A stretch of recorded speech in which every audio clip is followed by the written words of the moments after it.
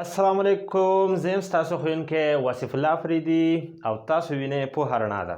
نن اولینی لیکچر دی او سټارټ کوو به د نهم بیالوجي نه. نو په اولینی لیکچر کې به موږ په دې خبره ځان پوهو چې ساینس چې تا اخیستی دی ساینس وایي، نو ساینس وایي څه ته؟ ساینس دی څه؟ نو د ساینس ډیفینیشن دی چې د knowledge gained through observation and experiment is called science. هغې ته مونږه ساینس وایو. خو د دې ډیفینیشن باندې پوهېدلو نه اول مونږ پیژنو چې دا څه شی دی.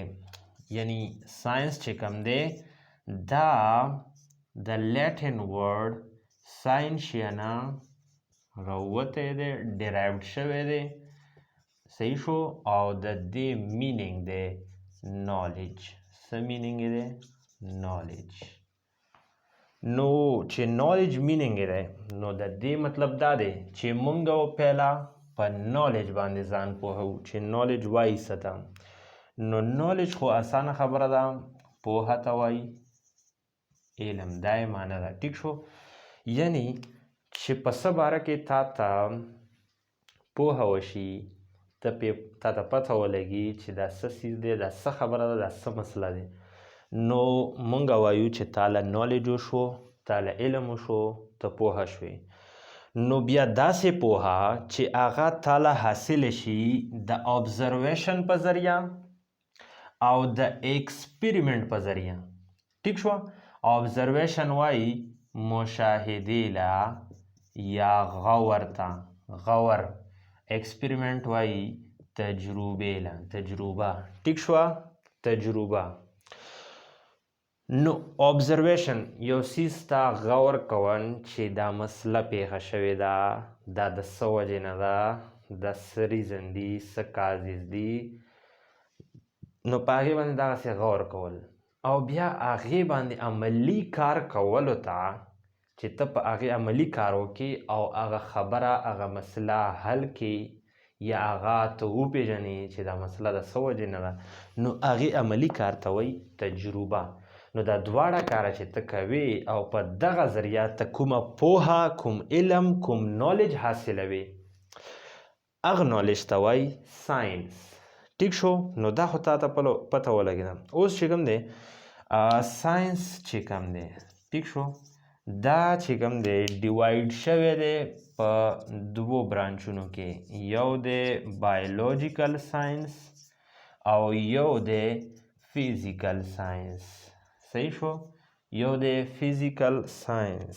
نو چې کوم بایولوژیکل ساینس دی په دې کې زمونږ سره دی بیالوجي.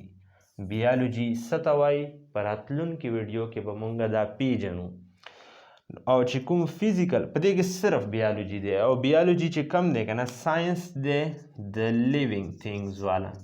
دا دومره وپېژنه چې دا د ژوندیو څیزونو